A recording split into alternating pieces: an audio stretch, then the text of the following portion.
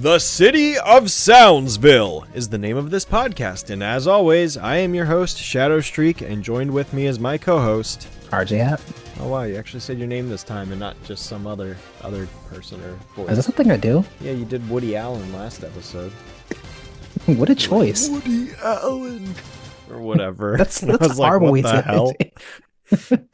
That's That's what you introduced yourself as. I don't know. You blame your past self. Don't look at me. I would turn the podcast off if I heard that. Oh, it's terrible. Well, then thanks. You probably sent away half our listening audience because of that. So good job. You I'm done very messed sorry. up, Ron. I'm sorry, man. You know what? You should be. We have a good one today. It's Pace Makes Waste and Art Eyesore. Oh, dude, that's right. We're doing Paste Makes Waste. Literally the peak Gendy The episode. best episode of all time. The best episode of the entire show. It made without more money than question. all Hotel Transylvania films. Which honestly, good. Yeah. I Good. might like Pace Makes Waste more than Hotel Transylvania. I've never really watched any of the movies. They never really interested me, to be honest. I never seen it. Well, I like how they look. I'm sure they're fine. There's no need for hating because That's cool. Elmer's glue gets hated on plenty. Yeah, well, Elmer kind of was asking for it, you know? I'm really sorry, but he was. Damn. Wow, we're no better than Buttercup. We're in the really episode. not. Oh, well, you know what? It is what it is, right? Yeah, for sure. Okay. Well, anyway, so do you have any exciting news you wanted to talk about at the beginning of the episode before we... Nah, I think we got everything in last time. I feel like there was one thing we were supposed to talk about. Was it the comics? It was the comics. We didn't talk about the comics? Comic. We acknowledged it, and I said we'll talk about that in the next episode because we had already talked about like 4 other things. Well, I actually haven't read it yet. Yeah, neither have I. So, well, that's all the good that can do for us. It seems exciting. Like for other Good. IDW is the top tier. I think I might have seen the preview. And all the comics I usually like them, but IDW was like I loved the IDW ones. Yeah, the IDW ones were great from like That's really the ones that you 2013, could say felt the most like the show, which is like surprising because like DC was made during the show, and I know the head writer wrote a lot of the DC comics, but like IDW was very consistent, even with the art, because like the art kind of varied on DC because that's the funny thing about like the show style, because I remember some of the DC artists like couldn't really get the styles down. Some of them got it down perfectly, but I think some of them were good at drawing like complicated superhero stuff, but like not simplicity. So that's a funny thing that kind of sort of happened with that one. And I think IDW is very consistent, and the writing is great. From what I've seen, this comic, it seems a little more geared towards kids, which is a totally fine thing for it to be. I'm not completely sure whether if it's based on the original or not, because from what I've seen, it is. But then I just saw like I saw another chapter and it looked like they were using the reboot design. So like I'm not really sure what they're doing. really? I'm not really mad at it either, because at this point, I don't really care what the merchandise is doing. But I'm not totally sure. But it's nice that they have a comic series. I'm sure I'll check it out at some point. Yeah, that's fair. Well, you want to just go ahead and dive right into it then? Yeah, let's dive into the episodes. Yeah. Okay, cool. All right. Well, then in that case, I do want to just give another acknowledgement to someone who might be listening to this podcast after having, heard all the other ones like a long time ago.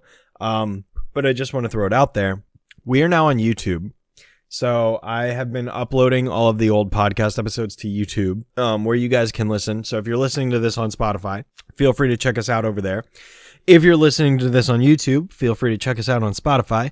Those are the 2 platforms that we're releasing the City of Soundsville podcast on. So hopefully you guys enjoy that. And hopefully we'll get back on with a regular release schedule, so that way you guys can enjoy this podcast on a more consistent basis of every 2 weeks. But yeah, I just kind of wanted to just give everyone a reminder on that.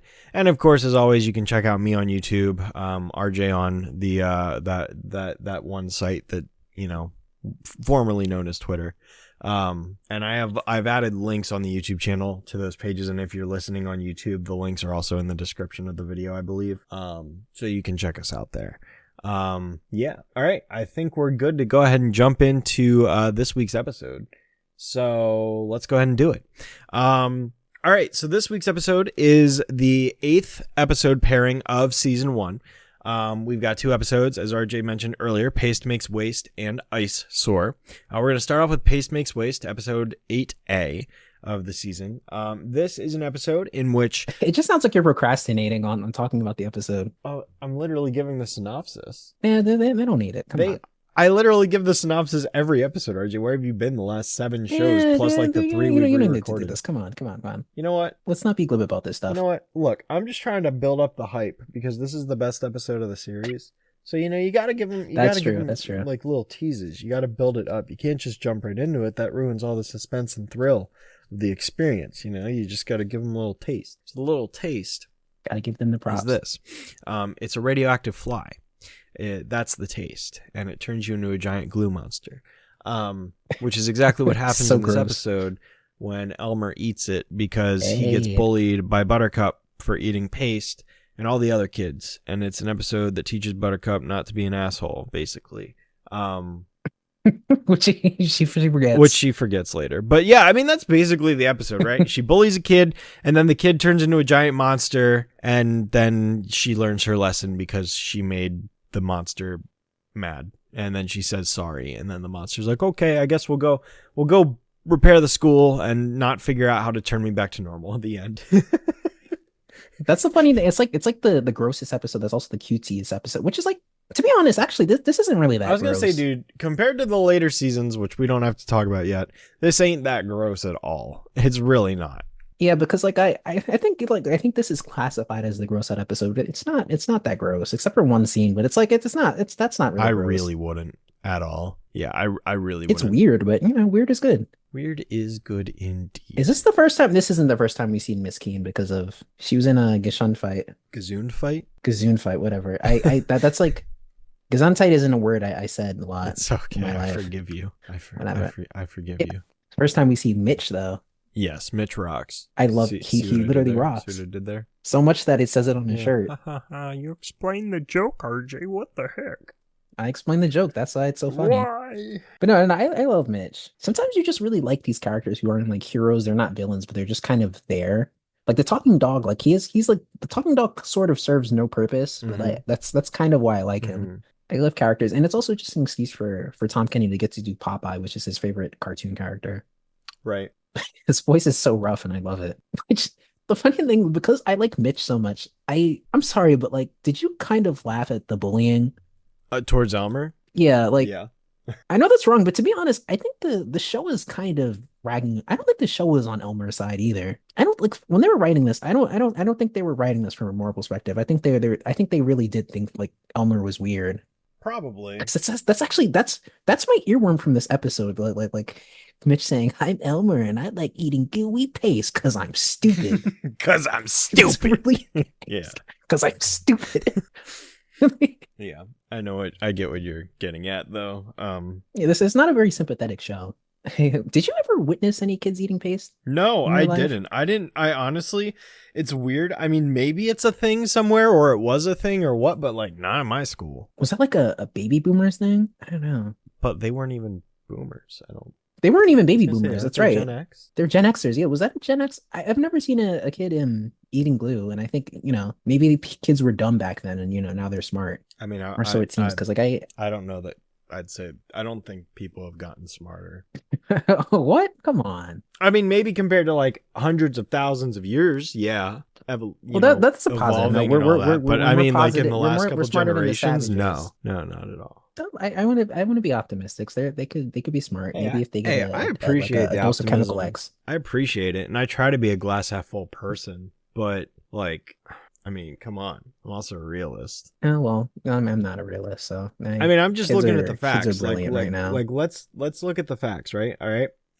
Getting the answers to things and knowing how to do things is no longer as much of a requirement as it used to be because we have technology at our fingertips to give us all the answers. So we don't need to know anything. We can just look it up, Yeah, It's sure. not like 50 years ago when you had to look up how to fix something or how to do something or where to go. No, now it's, I'll just look it up on Google, look it up on YouTube. Here's a video how to do it. It's like, I don't have to learn anything. I don't have to retain anything. I'm inherently less intelligent because I'm not using that brain capacity to store information. Well, that's how what I do look all the at it. time. I'm just like, wait, what's my social security number? And I just Google it. I was like, what's my social security number? Yeah, exactly. And in Mine's fact, and 7. I made like a Facebook post. So I just I made a public Facebook post with my social security so I could just reference it all the time. There you go. I was Mine like, is what's my 7, social so it's security? really Oh, easy here we to go. remember. Yeah. So, it's right there. It's easy to remember because Yeah. it's on my Facebook. Yeah, it's helpful when it's 1 digit. Yeah, it's one digit. Yeah, it's my Can I have number it? is just 7. I'm the 2. 7th Oh, person yeah. to have Social Security ever. Of all time, The yeah. 7th one. Yeah, so I got 7. Oh, that's awesome. Yeah, it's pretty cool. Yeah, which president was it? Was it That's FDR? I think it was FDR. FDR was like, "Hey, Shadow Streak, you're 7 because I like you. I like. I your don't know who YouTube FDR channel. is. I like your YouTube I channel. don't know. I'm gonna have to Google It's it. really good. I really enjoyed that video you made about you reviewing every Sonic game. That was a really good video you released in 1938 or whatever. I can see that you've neglected to talk about one SpongeBob game. Oh my god. That's what FDR talks like. I've already established in the first 3 minutes, FDR. I said in the first 3 minutes, I wasn't talking about plug and plays. I wasn't talking about web games. I wasn't talking about arcade games. I wasn't talking about the stupid Leapster game. And yet I still continue to get people to comment on the video. You forgot this game on the Leapster. No, I didn't. I said in the first 3 minutes, I'm not talking about it. I didn't forget it. I acknowledged it right there. You didn't watch the freaking video. Oh, listen, it's it's so not my words. obnoxious, It's a dude. 30-second. It's a Like 30-second a US president's comment like words. that, RJ. Thank A you, comment Google. like that is why I believe we've gotten less intelligent because I literally say it in the first 3 minutes. I'm not talking about this game. You Do you know forgot some of those this people, they game. just, like- No, I didn't. I chose not to talk about it. It's Yeah. just, I get mind-numbing comments like that sometimes, and it's just like, bro. It's like I just said that. Yeah. I think some of these people just like log in just to say stuff like that. Like they skim the video. He didn't do this, so I'm just gonna tell him that he didn't do this and not watch it. Yeah, what a meaningful contribution to society. Yeah, that's what they're contributing. Like you need to know. Anyways, Pace Mix Waves. Anyways, Sorry, can you talk about a masterpiece? yeah, I mean, really, it's What were your actual opinions on this episode? my actual opinions. Yeah, It's okay. It doesn't really pull me it's in. fine. Yeah. It doesn't really like pull me in or blow me away. It doesn't really make me laugh too much. I mean, again, there's a couple of good lines and stuff, and visual gags, of course, but for the most part, it's like, I'm not really sold on this one too much. It's fine. It just feels like it It's almost fine. feels like too traditional. Yeah, it's just fine. Like what's gonna happen. Like it's cute. It's whatever. mm-hmm. I actually don't. Yeah, I don't dislike this one at all. I just it's fine. There's cool stuff. I love the intro with the narrator.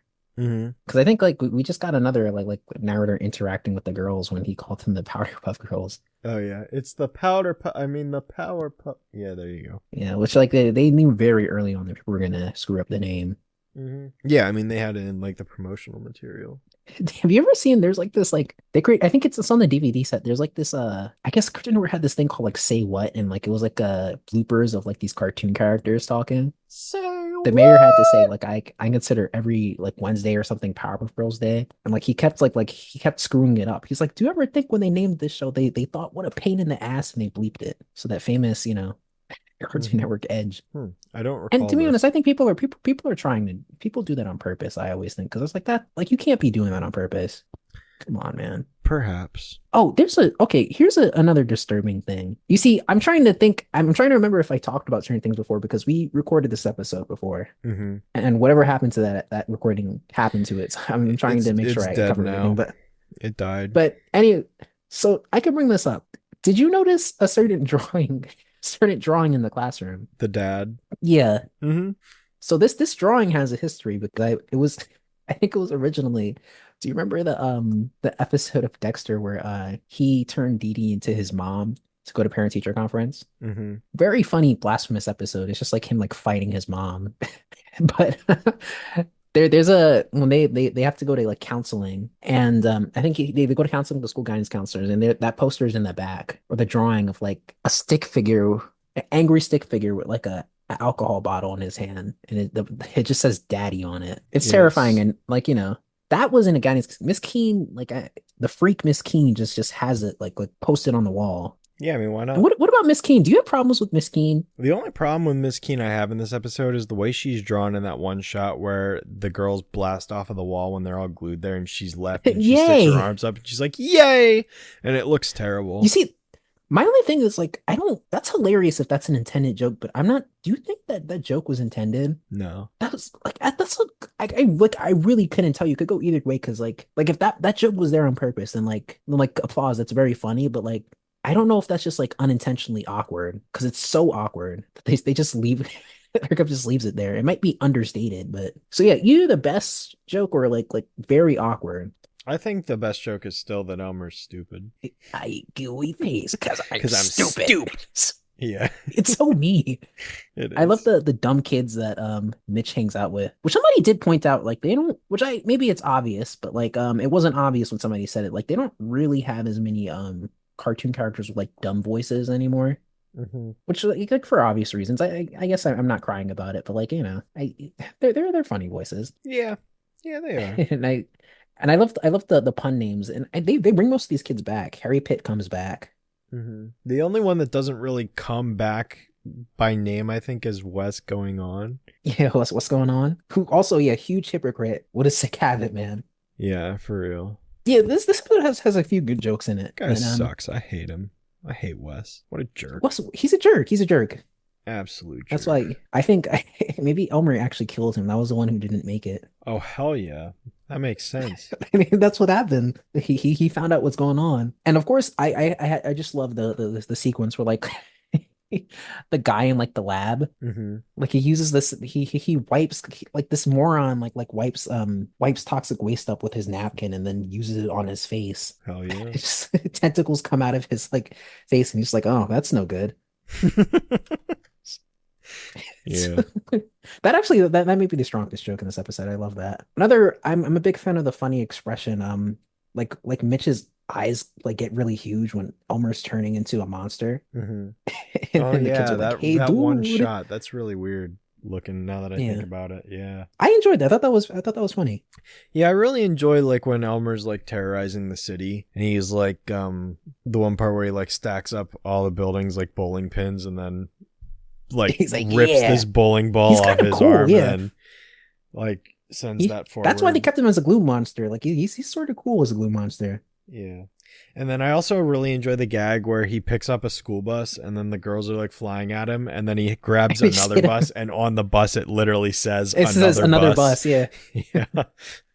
Oh, what did you think about the woman, the opera woman? I think that's Kathy doing that. Oh, is it? Yeah, Oh, interesting. who is a singer. They're all kind of singers, right? Yeah. And Elmer has very girly nipples in this episode. Yeah, that shot was always very weird to me. That's their favorite joke in the show because like Mojo like the Robo Mojo also has a similar thing going on with the missiles. There's some sort of Huh. a nipple fascination going on in this show, Yeah, I guess so. which is that's what this show is known for famously. I try not to think about that. Nipple fascination. I'm gonna keep saying Oh, that. dear. That's very funny to me. Not to anybody else, but to me. Only you, And of RJ. Only you. only me, only me. Also, something that's just like really cool animation. It's like cool limited animation. Buttercup rushes towards Elmer when they're still at Pokey Oaks, and like she smashes them. Elmer hits her, and she falls to the wall. But it's just like a simple transition. There's not that many frames there. They just kind of skip to her hitting the wall. It's just like it's it's very smart limited animation. And also, I simply love the glue effect because Oh yeah, like the radiance of the glue. yeah. Yeah. That's always cool because the same thing is going on with the girl streaks. Like I love when they do that in cell animation, which I believe is just they're just shining a light through the cell, like from under the cell. I believe that's what that is. I believe you're correct, yeah. Yeah. Well, you're not gonna do it, so you're not gonna do the research. Nope. No, I'm not. Nope. I'll just believe you. Nope, Well, nope, my I'll my take dad your worked word on the for it. show. My dad is Buttercup. Also, yeah, it's just the look of this episode, and this is boarded by Don Shank, and all of his episodes kind of have a look to it. Except Dynamo, I don't think his style is as present, even though that's a great one. The huge mouse, his style is really present in like Mojob, like very extreme expressions. And this is like I think as far as the original series goes, this is like his episodes are like the most different they draw the girls. because the girls are pretty are more on model than most characters most of the times, and you get a little bit, a little bit of a style peeking through the girls. Even though I think Don Shank himself was just like he said, because eventually he becomes the show's art director. He made a comment. He's like you kind of hope you don't have to draw the girls because like Craig is really particular about them, which understandably they're very designy characters. Yeah, despite being so simple, they are actually very complex to draw. It's like I think there's like they're sort of just like Sanrio characters, you just kind of have to draw them carefully. That's something I always wonder about like Craig too, is like when he draws them, I wonder if he ever draws them imperfect and he just goes through like many trials to get like a pose right or something. It wouldn't surprise me. Because I know he's very picky about designs. I think Randy Meyer said that too. Is like he's very particular about art direction. Like he's just like which like some other versions of the show, and like if other people draw them, sometimes you could sort of see like the flaws come out. Because I know he's very particular. It's like, okay, let's not use this angle anymore. Because he has the thing about the side view, right? Mm-hmm. He hates the side view. I think particularly because of that shot in Octa Evil. Which I think the side view looks fine. I don't know if it makes a ton of sense. It doesn't. I mean, it kind of. It's like they sort of look like fish when you do the side view, but like I think it's all right. But he just that I think that shot on Octa Evil just bothered him when like Blossom and Buttercup are having a face off. So he's just like, no more side view. But yeah, do you have anything else to say about this episode? Yeah, I guess just a couple other things that I can think of really quick. I do enjoy the scene the gag where Elmer steps on the school and all the kids cheer. I do think that's right. Amusing. School's out. Yep. There's also like, I always like to think about it. It's like, think about being one of those kids on the playground when Elmer's a giant glue monster and he freaking grabs you and you're like stuck in his hand, and then he flings you and he traps you to the side of an airplane and you're just stuck there. Yeah, I know. Like, what would you do? What would I you would do never if bully you were that somebody kid? again. Yeah. That's what I would do. I'd go back to school the next day and I'd bully him harder. That's what I'd do. Right? It's like, hey, jerk. That makes the most logical Still eating sense. paste, huh? I didn't die. So. Well, dang. Well, I mean, yeah, we probably don't see some of these kids again. So, I don't think those two idiots are... I'm just going to call them that. Oh my God. Idiots. I don't think we ever saw them again. So I think, they flew wherever they flew. They're in Brazil right now. They have new names. They never made it back. They went to, but yeah, it's like I'm actually glad he became a monster because of the way he was talking at the tree. He sort of seems like it almost seems like a future incel situation on like stupid Buttercup. Like she's cool, she has powers. One day, and that's how incels were born. Was paste makes waste. Paste makes waste, right? Yeah. Like she doesn't want me to use glue. I'll show her. I'll use as much glue as I want. You need to. Your voice still needs to be a little more whiny and high pitched, though. Glue is key. Yeah, there you go. Being respectful to Elmer because like they really gave him like a loser voice. Maybe they had a really bad experience with Elmer's glue, and so they were trying to give it a bad name without being direct. Yeah, it's being extremely direct. God, right? These are your customers, guys. Nah. Losers. I'm actually surprised you could even do this, right? Because like, do you think there was a big problem if they made it now? Like, because I don't think like naming products wasn't a problem because like the '90s you had Seinfeld and they just dropped product names whenever they wanted to. I feel like it wouldn't be, but I don't know for sure. Because there's always like stuff that like it's like that's not a problem, but like then people working in animation will be like, oh, we can't do that now. It's like, really? I guess. The weirdest thing I heard about is like Adventure Time had problems with spitting. The first season, Finn could spit on people, but like later on, because I guess people in like the UK or something, it's like Cartoon Network UK doesn't like spitting, so Finn can't spit on anybody. In fact, I think he had made a comment like, "Yeah, I don't spit anymore." That's the weird thing. And growth. Character growth. He's like, I don't spit no more. I don't do that no more. Well, I hope he's proud of himself. I guess. Yeah, I hope so. Well, that's all I have to say about this freaking episode. That's fair. Just freaking episode. Yeah. I'm trying to think if there's like any other thoughts I have, but really I don't think so. There's not a lot to say about it that we haven't just said. I mean, yeah, I know we were memeing on it. It's like, oh, it was the best episode. We were memeing on it because it isn't. It isn't, but it's like isn't bad. Just, that's what we're trying to stress. Like, it's not bad. It's just fine. It's just like oh, we have to do Pacemaker's Voice. Like, what is there to say about that one? Because it's it's fine. I like it fine. I wouldn't not watch it. Right. I would just see it's like, oh, it's Tastes Like Waste, all right, cool. I think it really, look, the thing is like, it's fine. It has a lot of good jokes. It's just a little slow. Yeah. Yeah. It's definitely slow. I think slow is kind of the word for it. Yeah. It's like Yeah, it's like there's definitely. just like there might not be enough there. Mm-hmm. Like there might be like a few like gags that happen. It's like okay, those are fine. And it's like we're just like it's like you're just kind of waiting. It's like all right, like we're waiting for Buttercup to apologize basically. Yeah. Even though the ending Which is like, cute, but it's cute. That's it. mm-hmm. Yeah, it's cute. It's fine. Buttercup, we love glue. Oh, Buttercup, we love glue. Yeah. I like that. All right, cool. You ready to move on, or? Yeah, yeah. Well, also, I just want to say Buttercup's talking a lot now because compared to where we started in Octeville, she, quite well. Actually, no, Buttercup talks a lot. Never mind. I don't know where I was going with that. I was going to make some argument. It's like Buttercup doesn't talk as much. Yeah, she does. She talks a lot. She's a big Yeah, mouth. I don't know where Sorry, you're going with that, Buttercup, you talk a lot. but I Oh, forgive you. okay, I forgive you, RJ. I might have a lot to say about this next one. Yeah, let's move on to the next one, which is really the main topic of discussion because this is like a The main bomb event, if you will. episode. An absolute no, that's season 3. Yeah. Absolute fantastic episode. Ice Soar. In this episode, Blossom gets a new power, Ice Breath. It's kind of her unique special power that she becomes known for the rest of the series. Only she can do it. And the episode takes place during a heat wave, and so bunch of different stuff happens that perpetuates her sisters becoming jealous of Blossom, using her power to an excessive extent, eventually forcing Blossom to vow not to use it anymore. And then, of course, when she does that, she needs it the most. And yeah, it's I'm just going to come out and say it. This is one of the best episodes of the entire season. It's top 5 material without question.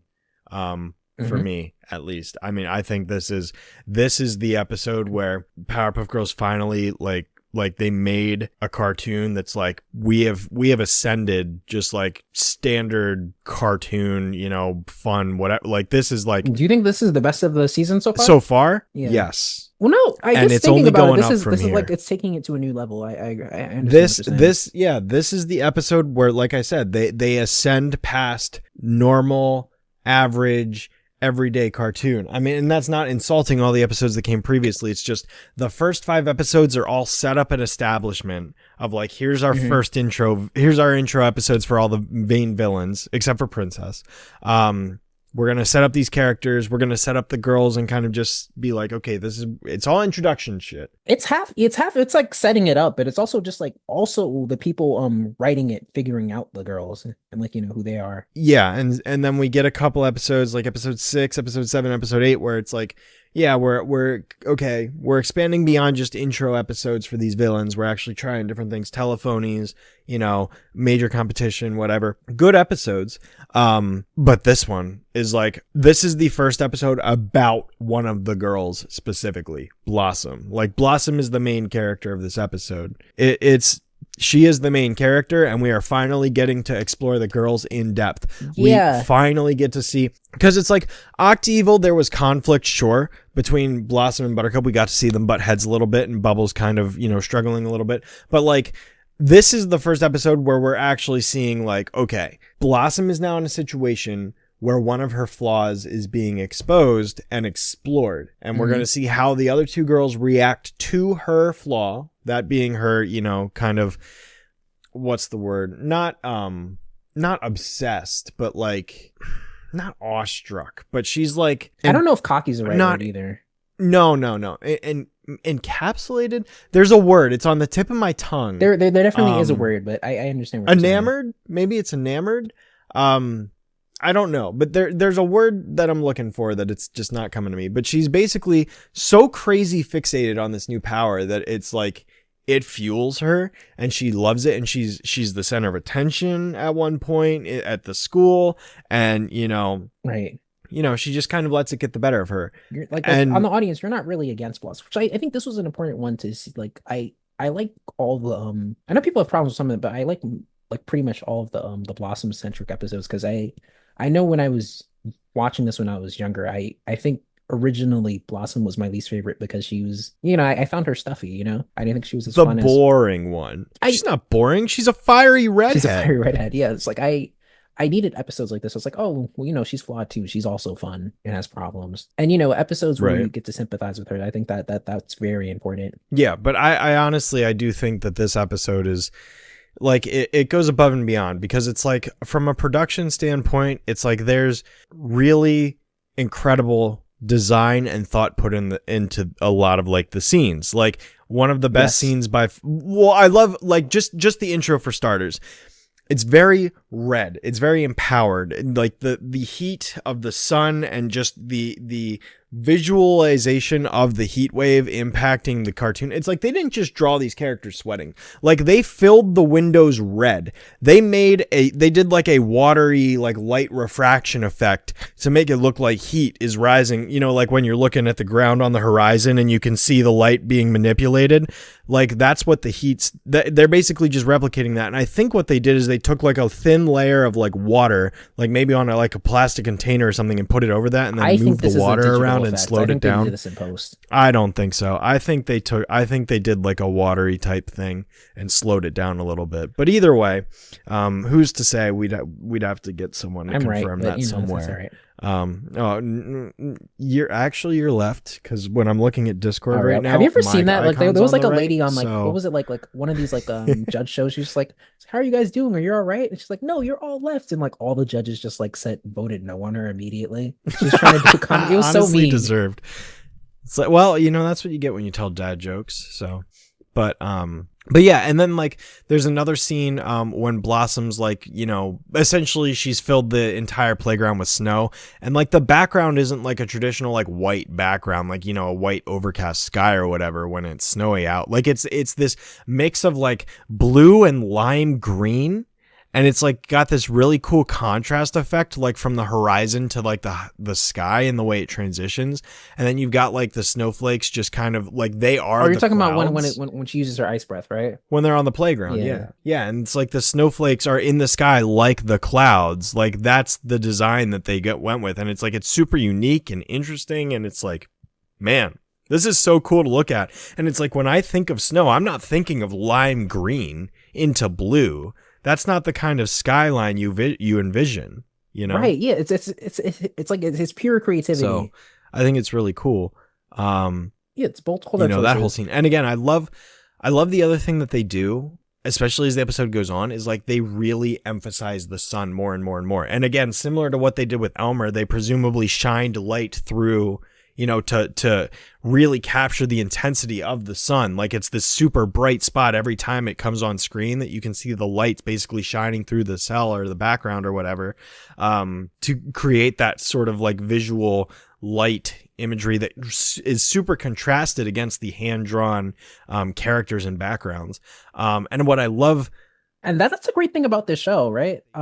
Like not to cut you off, but like that's the great thing about the show. Like they don't want you to just like view, they want you to feel it. Like even when we were watching the first Amoeba Boys show, like when that like you actually like you were actually like grossed out. Like you almost felt sick the way Townsville was designed in that episode. Like the music works towards it, and like, you know, like I don't like, you know, you almost feel hot. Like that's a corny thing to say, but like they really communicated that well. Yeah. No, and it's like yeah, I mean, to your point about like the show making you feel things, like absolutely, they're absolutely going for that in this episode. Like when you see like the scene of when the kids are walking in the school and Miss Keene is like sweating, and like all the characters are drawn to be like sweating and miserable or whatever, but like you can see how the heat is affecting everyone's mood to where Miss Keene is super irritable and short-tempered, and it's like, what is it? Is it Pablo? Was it Pablo that showed her the drawing, or was Pablo? No. I know that. No, it wasn't. It wasn't Pablo. Teddy. It was Teddy. Teddy showed her the drawing. That's right. That's right. Because Pablo was the one that showed Bubbles the drawing. Which Bubbles gets like super irritated. Well, no. Pablo needs to shut up. Teddy showed Miss Keene. Yeah, he just says hi. The point I'm getting at is Bubbles gets mad at Pablo, and she tells him to. She basically tells him to shut up in Spanish, I think, or something like that. That's very like, even like Buttercup. It's like such tactless, like it's very. It's like he's like, oh, hey Buttercup. He's like, shut up, Pablo. Like it's so. Yeah, well, that's what I'm saying, though. It's like it's emphasizing the characters being irritable and frustrated. Now, granted, Bubbles and Buttercup are affected by the fact that they're jealous of Blossom because she's rubbing her power in their face. But like even Miss Keene's irritated because then when Teddy walks up and shows her the drawing, he's like, "I don't care. Now go play." Yeah, Miss Keene is like, man, imagine if you went up to your teacher and you're like, "Hey, look, I worked really hard on this," and she's like, "I don't care. Go away." I hate you. Like, it's like, oh my God, Miss Keen. You know what? It's if you look at Teddy's drawing, it's like him and his dad like suffering under the heat. So like that's Teddy. Like Yes. Teddy's a freak. Like he's like you think you're funny, Teddy? Like he deserved what he got. Don't make us He feel did. worse, Teddy. Honestly, good riddance. Yeah, good riddance to Teddy. Gosh. But anyway, and then there's the one shot in the Oh, playground. I'm sorry. Where... I have one more thing to say about Miss Keen. Okay. So I have I had the original storyboard to this episode. It's not the cleaned up past, but like Kevin Clear, who's like I hope I'm pronouncing his name right, who's a board artist. He had this on his website at some point. You know, it's the board. There are a few. There there aren't many cutscenes, but like Teddy goes away. Miss Keen says "stupid kids," so she was even meaner before they cut it. She calls the kids stupid. Good for her. Yeah, good for her. Yeah, that's like really the meanest Miss Keen has ever been. Yeah, tell him how it is, Miss Keen. Because like this it's a usually a very grounded and level character. But yeah, one thing I wanted to also emphasize was I love the shot of Miss Keen walking out in the playground when Buttercup and Bubbles are like, you know, telling her Blossom's doing something bad. And the shot of the sun over top of them is like, it's just bearing down. Like it's like so massive in the sky at that point that it's like taking up the entire top part of the shot, that it's like, man, they are really, it's helping drive really the point home too, is like, you can't be of mad at Blossom for doing this. Like, she needed to do this. Yeah, 100%. I love that line reading. You girls don't have ice powers. It's very funny. Oh gosh, this is Mary's. This is the first appearance of Mary. Yeah, I don't really like Mary. What the heck? Like, why the voice in the character? Why Mary? I think she Dude, I don't she really know. gets to shine in what is it? Mojo Jones in, yeah. Basically, yeah, that episode's just to make fun of Mary, I guess. Good. She's just like, look, she saved Mary from dying. I don't know about Hanut either. Hanut, yeah, maybe you know, like maybe you shouldn't have Scott Menville doing that accent, but well, you know, it was a different time and they didn't really have the foresight. Yeah, I'm not excusing it, but like, you know. No, I know. Yeah, Scott Menville's a fine voice actor. Yeah, it wasn't thought of, basically. Yeah, but I really do love Luck. I think the background color in this episode was done by Sumant, which, you know, you could see a lot of her stuff. She's very present online. She's done a lot of work on a lot of cartoons. Like really from the 90s to now, she probably started on The Simpsons. So if you want to see backgrounds from a lot of your favorite cartoons, you should check out Sumant's stuff. I think like her masterpiece really is like, you know, seeing all those like development backgrounds she did for Foster's. Like those are beautiful. Mm-hmm. Yeah, these colors are great. I was really into the music when those robbers were trying to get away from the girls. Mm-hmm. Yeah, I was actually going to shift over to that scene because that's another scene I really enjoy. Yeah, just the way it's like paced, like it's so awesome. Well, and the one thing that always stuck with me as a kid from the episode was like when the wheels, like it's so hot out that the wheels on the car literally overheat and explode to where it's like they're basically driving on whatever the axle or whatever, the wheel and axle, rather than the tire. And it's got this like really loud, high pitched, like screeching noise as sparks are flying and they're just rolling down the street. And it's like, man, that's crazy. Like even back then that like struck me as just like an intense, like action sequence. Yeah, it's amazing. And I really noticed appreciate recently how Blossom like tries to stop them with the ice breath, and it's like it's the first opportunity in the episode, and kind of the only one, where Blossom's ice breath ends up backfiring and not being a good thing, and Blossom takes it so hard because she failed once. She's like, I'll never use it again because I messed up this one time. That's it. I'm done. I'm sorry, Tree. I'm so sorry. I vow I'll never use it because I messed up one time. It's like she wasn't willing to just learn from the mistake and learn how to use it correctly. She's like, nope, I screwed up this one time. I am so ashamed. And that's, again, another one of her big character flaws is she takes failure very serious. That's what I was about to say. I was I was like kind of like she's hard on herself, but like props to her because like if this was Buttercup, she's like, no, it's your fault. I should be the leader. That's what she did. Because like I remember we had that talk when you talked about Octa Evil, like, as much as we like Buttercup, she was completely just in the wrong in that episode. It's like you don't need to be. Buttercup like killed several people. and that's why I appreciate the episode so much, is because it really is exploring more of Blossom's character. We're getting to see, okay, how does she respond to failure? Well, clearly she takes it extremely hard, and she's immediately going to rectify it by saying, I realize I screwed up. I'm not going to do this ever again. And it's like, she does the hard pivot of like, it's, I can't ever do it again because I messed up one time. And it's like, well, there's more nuance than that, because it's like, and that's ultimately what the lesson is at the end of the day, is like, you can use this power in moderation, be smart with it. We could quote Spider-Man and say, with great power comes great responsibility, whatever. But it's like, that's kind of true. It is a matter of, be smart, use it when necessary, but don't just become so overly reliant on it that it's the only thing you do, because then you are going to fail. You're going to find yourselves in situations where this power is not going to be beneficial. In fact, it's detrimental, and it lets the bad guys get away because they were in a vehicle that, the ice only propelled them forward more, because their momentum wasn't going to be stopped. It was going to be carried because there was less friction to slow them down.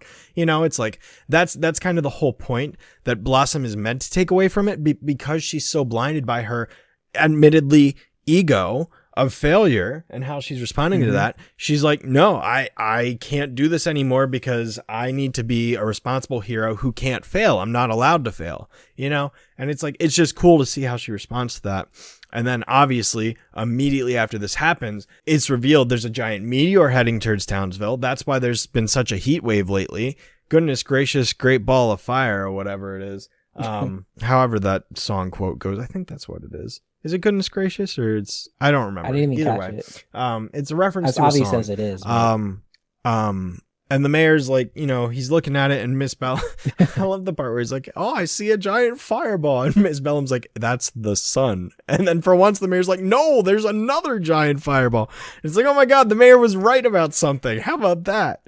But yeah, and that whole sequence, I love that entire sequence from like the moment that like when the lighting shifts and all of a sudden you have like that very, very bright white light shining on the characters, and then the dark shadow that's contrasted against it as the like Bubbles and Buttercup like fly up to the meteor to try to stop it, and it's like it's too hot and they're blinded by it, and they fly back, and it's like that was the sequence. That's the sequence that's just like that's the sequence that just sells. Can you think about that, like on our art direction standpoint? Like they already, like Townsville's the episode starts, it's the hottest it could be, and like somehow you have to figure that out. How do we make it look even hotter than it was? Like how can we make Townsville look hotter? That's the thing. They up the intensity of the lighting.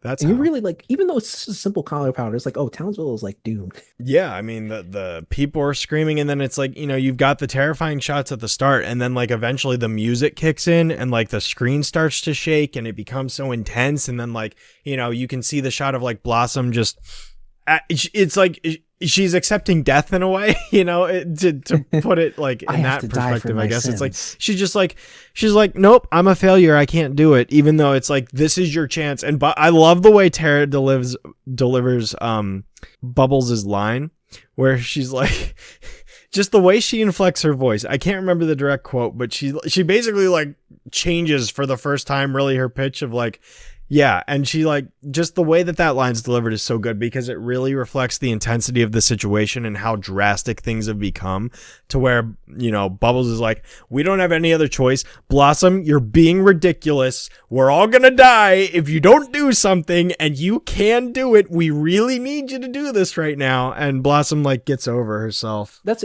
also who's cut from this episode is the talking dog. The talking dog was in this episode originally. He at some point, like when Townsville was getting really hot and everybody's worrying for their lives, talking dog screams, I can't take this anymore, and he screams and runs away. Apparently like talking dog wasn't good enough for this episode. I think he was just also supposed to be in the beginning. They just cut talking dog out. That was their mission with this episode. Well, that's one hot dog. There you go. Oh wait, that was a different episode. Kevin, I think Anyway, Kevin, I appreciate you trying to insert the talking dog here, but clearly his presence wasn't welcome. Oh, there's no also a Bubbles sir. thing I want to talk about, cut storyboards thing. They're like they're hating on Blossom from the window of Pokios because that goody goody Blossom never gets in trouble. What was cut is Hmm. Bubbles in the storyboard called her a booger butt, and Buttercup agrees with her, which I think that's very important. We I think we should have we should have wasted that time and made this episode extra long to hear Bubbles call Blossom a booger butt. I really don't think that line would have contributed It wouldn't anything. have. That's why it was cut. Yeah. But it is interesting to see, kind of what the rough draft shows. Yeah, it's the same character line. I like her saying I like a superhero calling another superhero booger butt. Hmm. Which again, I'm explaining the show premise. That's why it's fun. And also, don't you love like the ending of like of like the mayor like saying like it's not, but it's not a giant fireball. It's not, at least it's not a giant fireball. Yeah. And then he wants a fireball. So like he's still an Hmm. idiot. So all everything, the universe is restored. But Yeah, like it's really all like good. just like that scene was like the ice breath, which also the score too. We didn't even talk about like the ice breath theme, which they use the ice breath stuff a lot. I love that Yeah, it's sound the effect. That leitmotif of sound the effect is episode. is brilliant. I would believe Yeah, that it's was a created for the leitmotif. series, right? Because I know some of the girls flying sounds. I don't know if they were created for the series specifically, but Oh no, that I would 100%. I would 100% believe that was like either Jim Venable or someone like on the team just wrote that little leitmotif and then used it, sprinkled it in when needed, because it's just a oh, variation the of music main for sure is theme. original. But I just mean the sound effect. You're talking about the ice breath Yeah. thing, Well, I right? guess that's not considered a Where sound effect. I guess that's just score, right? it's a Yeah, yeah, leitmotif. okay. Well, I love whenever they use it. And also like the one of my favorite I'm I'm so classy. All right. I'm sorry, RJ. I said it was a leitmotif like 5 Yeah, well, times, and you completely shrugged me off. I'm an old man. How aren't you No, younger I than need my me? newspaper. And Oh my god. I Wow. love that. Don't you just love that theme where yeah, Blossom, the kids are like enjoying Blossom's ice breath. Like that is masterpiece. Yeah. I know that's on the DVD menu, which is also partially one of the reasons it's in my head. Mm-hmm. It's so good. And Yeah, it's a really solid episode. And the other sequence we didn't even talk about yet. I love the sequence when they're in the kitchen at the beginning and Buttercup's making breakfast or whatever. yeah, right. And like, Buttercup will zap the breakfast or whatever and serve it to Blossom and Bubbles, and then Bubbles will just repeat everything Blossom And we says did in a we very, really like, get anything like childish, that? I think sisterly the way. closest is like maybe Boogie Frights we got that. The girls are just really just Yeah, interacting. it's just like it's clearly showcasing Bubbles kind of being the younger sister, mimicking she her loves to make older the floral sister, ice to Tom and Jerry. That's my favorite. Yeah, that's my Which is favorite. apparently the cartoon she's referencing is Mice Follies. One I'm not really familiar, even though that's apparently like one of the most popular episodes. It's the one where they freeze the floor and then they ice skate everywhere. And I remember the one shot where it's what is it, the gelatin or whatever, and they shine it through the light through that, and then it makes different colors like a spotlight on an ice It's rink. funny, And like I was I'm that was I'm so just cool. not that I familiar remember with that watching that cartoon. episode I'm as a not sure kid. why they maybe there's a reason why they didn't air I it used that to watch much, Tom but- and Jerry all the time. When I was in kindergarten, So did I was 6 years old, I think. And every day I'd get home because I was in the morning kindergarten class. So every day I'd get home at like 11:30 or whatever, 11:45 maybe. And Tom and Jerry was on every single day from noon to 1 at that time. So every day from noon to 1 after school, I would sit on the couch. My mom would make me a Celeste frozen pizza, and I would eat a Celeste frozen pizza and watch Tom and Jerry for an hour Violence and every junk single day food. after kindergarten. It was the best. That's It was the best. Hey, Celeste frozen pizza is not junk, my friend. How dare you? I'm not familiar with Yeah, them. you should be. Celeste, huh? But that's and I'm also What, that's why I'm Celeste surprised. Pizza? I Yeah. watched a lot of Tom and Jerry. And like Tom and Jerry is like the most circulated classic cartoon. So like I just I'm not sure why I've never seen that one because I know it's a popular episode. I've seen all like basically like the William Hanna and like the William Hanna and Joe Barbera ones. I'm sure I've seen about all of them. I don't know why I haven't seen that one. It just wasn't in rotation as much, I guess. Maybe you just didn't think to watch it. I mean they usually played it in like a block. So what I could have done without I used to hate that freaking duck. Skill issue. That duck sucks. I hate that. That is one of the worst cartoon characters of all time. He's not funny. Wait, you hate the duck? I from hate Tom that and Jerry? character. Why do you hate the duck? He's disgusting. He's not funny. It's like, all he does is like, oh man, I can't do anything. It's like, stop talking. We don't want to hear you talk. I'm very mad about this. Oh my god. didn't know it was that. I can tell. Let's talk more about the Tom and Yeah, Jerry duck.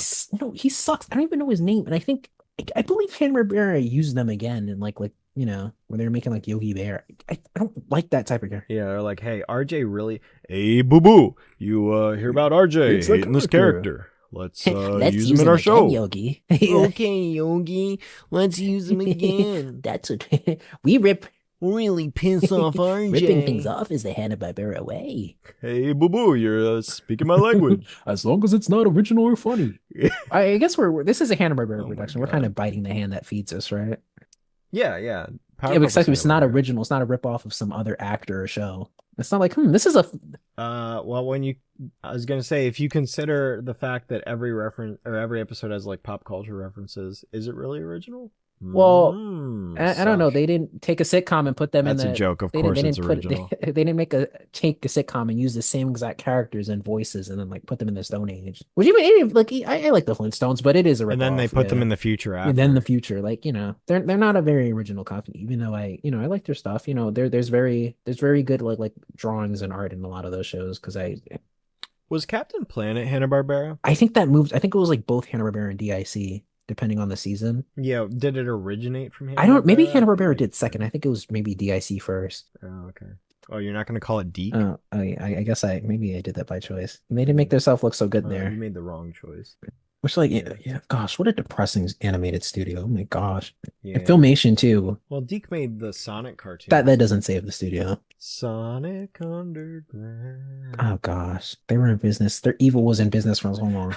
I saw a comment somewhere or something, like a comment or a post or something of someone saying the guy who sings the Sonic Underground theme song, it sounds like he's trying to sing it to like his wife who left him, trying to like win her back or something. Well, that's always my favorite thing. Oh Like these session singers Holy like sing for these like kid shows. They have no idea what they're singing about. Like even Pokemon's like that. It's like that guy knows no idea. Oh yeah, dude, that's how he the has Pokemon no idea theme what came to that's be. about. Like he has no idea what he's singing about. He's like, well, I guess I'll just sing my heart out about this thing. Like yeah. And he's just like, it's love. Yeah, and that's how the friendship. Pokemon theme came to be.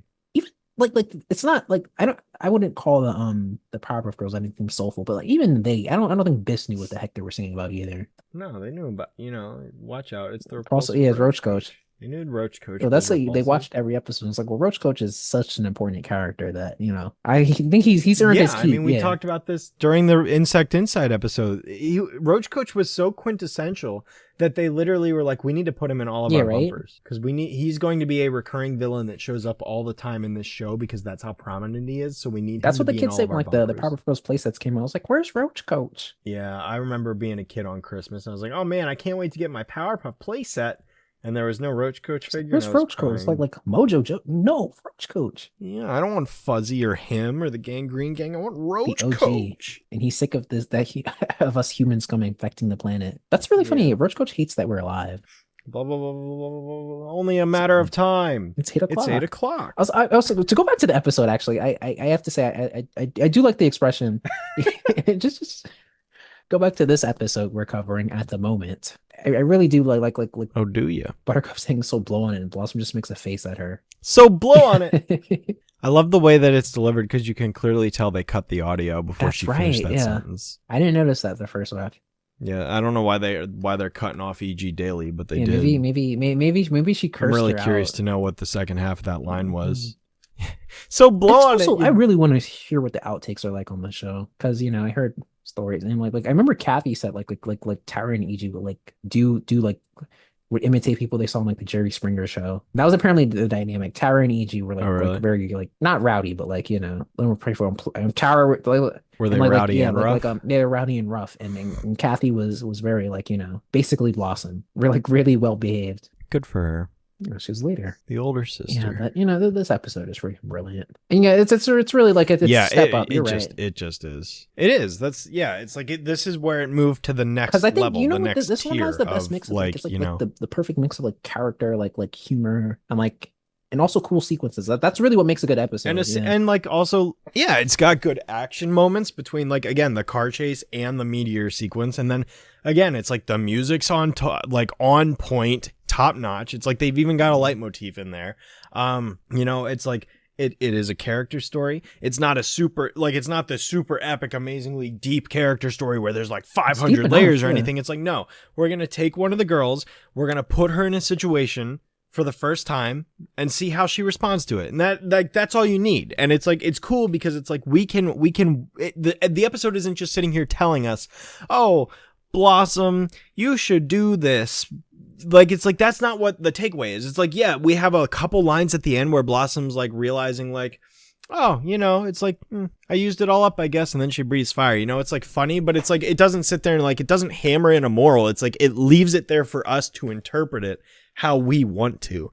And so it's like the way that I'm explaining it is the way I interpret it, but it's fully possible that someone else could watch this show, watch this episode and interpret it a different way. And that's like the magic of Powerpuff Girls in a lot of episodes, especially now that we're getting to this point, is like a lot of these episodes are open to interpretation and you can take away what you want from it. It's like, these episodes are not made with the intent of preaching a moral. Yeah. It's made with the intent of exploring an idea and allowing you to take away what you want from it while being a fun, silly action comedy it's show. Just really just like making like the fun, like a fun, silly show with fun, silly characters, but you're just grounding it a little bit by like, putting them like, situations that kids actually go through. Yeah, that's the whole show. Yeah, and exactly.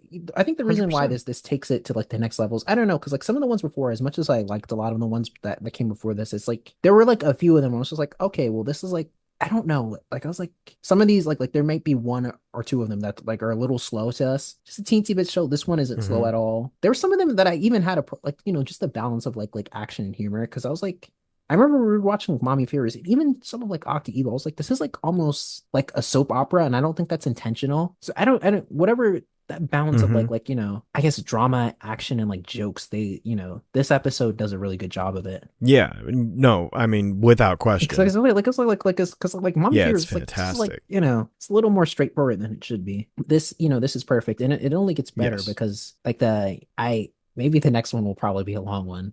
It's a very good one. Yeah, I fully. And Professor will hopefully be bought by that episode. I just love that drawing so much. If you excuse me, I'm going to go far. I know people that's something that made people online very mad. Like it's like Blossom said it's all used up. It's like she's using it now. Like so she's a hypocrite and corrupt for doing that. Which I don't really care, but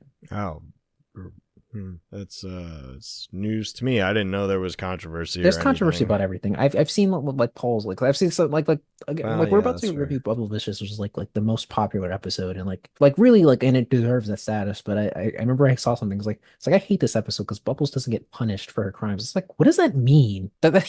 Are you? What does that mean? That's such a weird thing. People on the internet talk about like people being punished. Like this character wasn't punished, or like they'll just be like punish the writers. What is punished? Like I maybe you guys should use a better like terminology because you guys just sound like sociopaths. Like I don't think anybody needs to be punished, guys. Let's be real here. I don't know. But the special abilities they weren't a planned part of the show, and Bubbles kind of has two. No, that just sort of happened. Squirrels and maybe what I think. What do you? I guess communicating to animals is a special power. I think she just speaks. She likes speaking. Spanish. I always interpret it. I always just lumped it together, dude. I didn't even say it was that. I would say it's just she can speak more than one language. Interesting. Like it's just generalized to communication. Like it's like.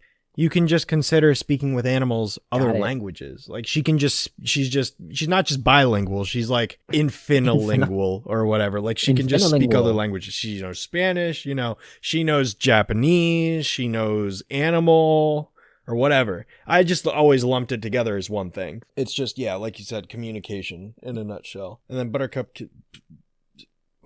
it sucks.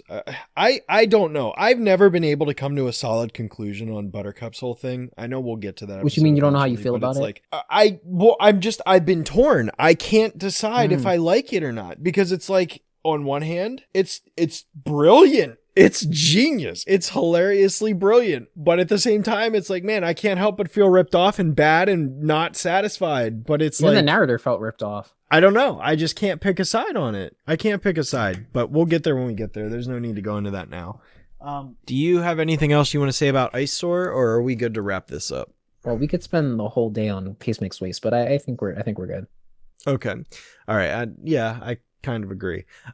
Except not really, because we spent way more time on Ice Sword. But yeah. So anyway, that's going to do it for this week's episode of, whoops, I hit my mic there. I apologize if you heard that, which you probably did.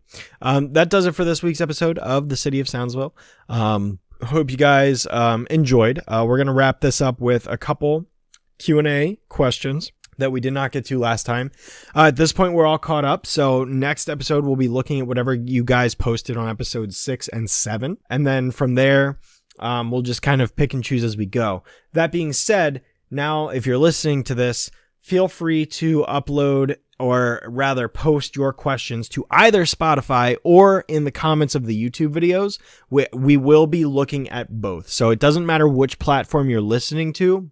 Every episode or so, we'll try to pick a question or two from both sides, both platforms. That way, we're not alienating one half of our audience or anything like that. So if you guys are listening on YouTube, feel free to post on the comments down below. If you're listening on Spotify, feel free to respond to the question post that we have under the description of the podcast. And we will be reading both of, well, rather, I'll be reading them, and RJ will be in the dark as far as which questions I pick. Man. But yeah, so just look forward to that, and feel free to leave your questions for us.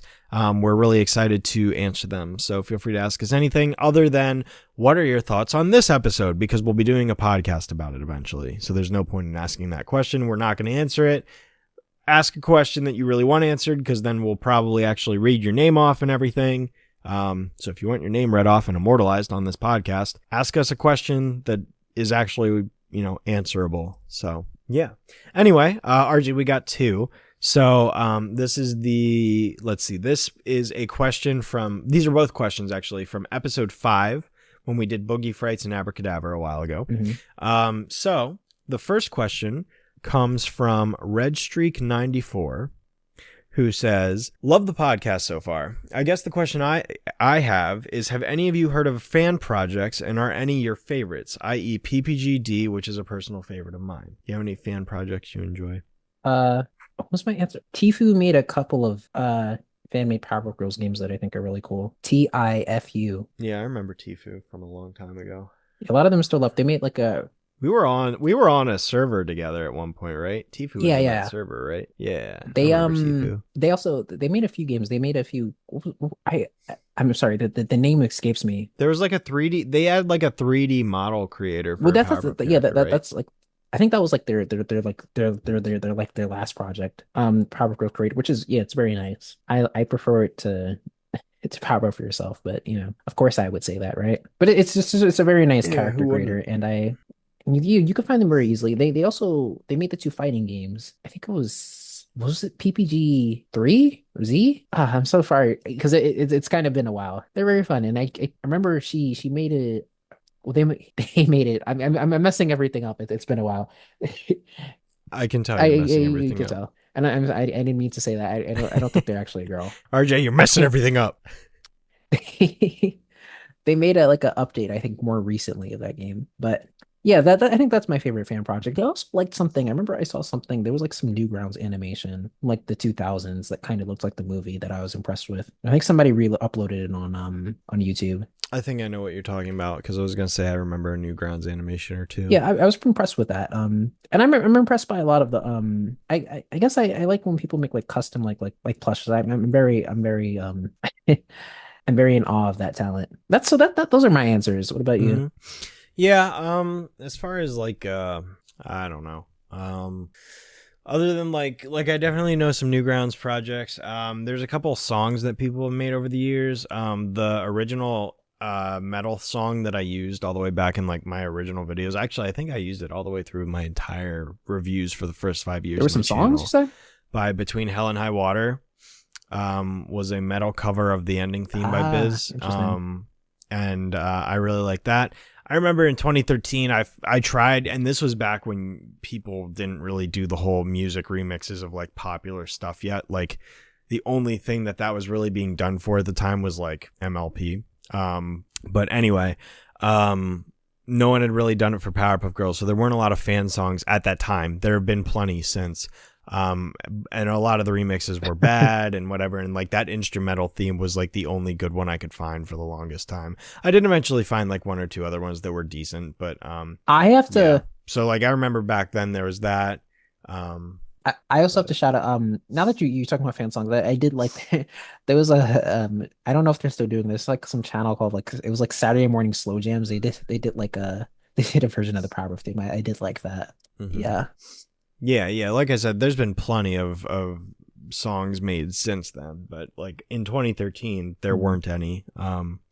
There was not a lot other than like, you know, like there were Sparta remixes, if you remember those. There were like the shipping stuff. You know, there was Well, that's why this is a little harder bumpers and to, because like I'm commercials like it's not stuff like like being a that. jerk.